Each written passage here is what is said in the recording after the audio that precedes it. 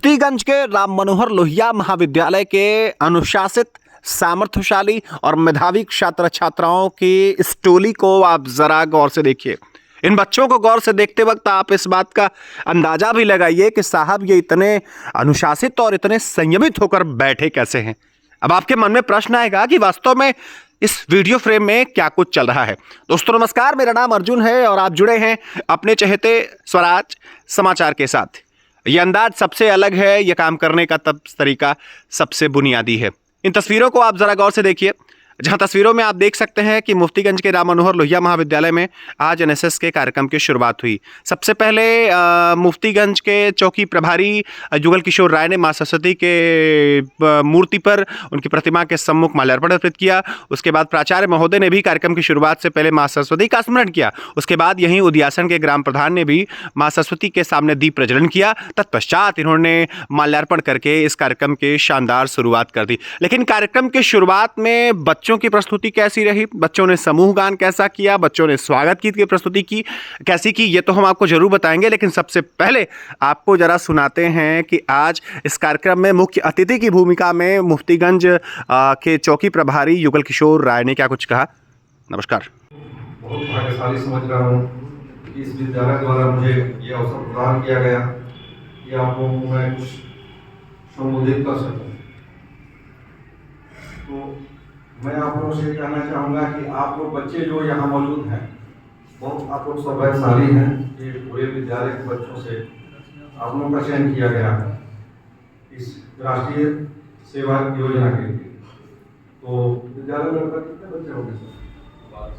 1200 बच्चों में से आप लोग जो है 100 लोगों का चयन किया गया। तो आप लोग अपने आप को बहुत भाग्यशाली समझिए इसके लिए। और चयन जब 100 का हुआ है तो आगे भी आप लोगों का चयन होता रहेगा और नौकरियों में भी चयन होगा।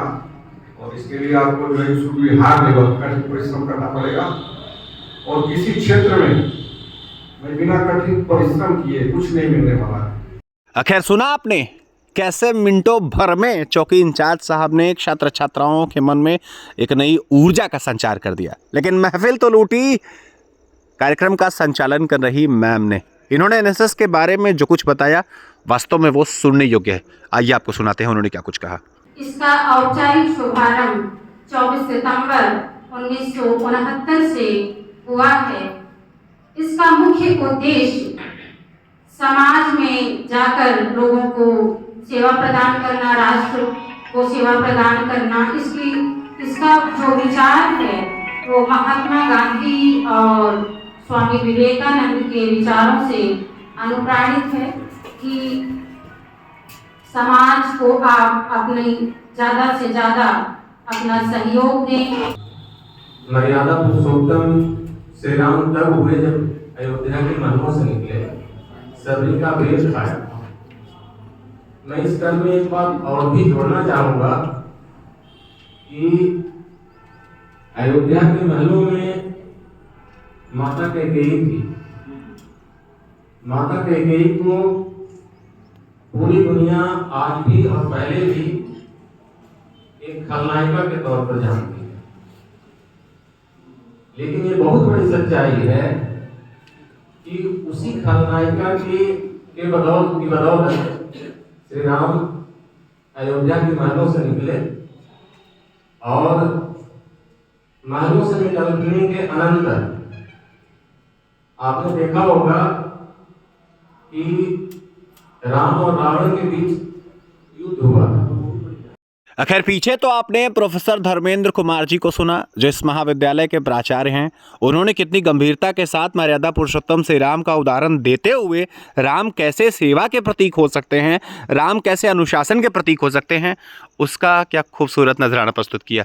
खैर उद्घाटन से पूर्व की ये झलकियां मैं आपको दिखा रहा हूं, जहां फीता काट करके चौकी इंचार्ज साहब ने आज इस 7 दिवसीय शिविर की शुरुआत की। लेकिन कार्यक्रम अधिकारी ने पूरे के पूरे इस आयोजन पर क्या कुछ कहा, राष्ट्रीय सेवा योजना के महत्व विषय पर उन्होंने क्या कुछ प्रकाश डाला, आइए आपको वो भी सुनवाते हैं।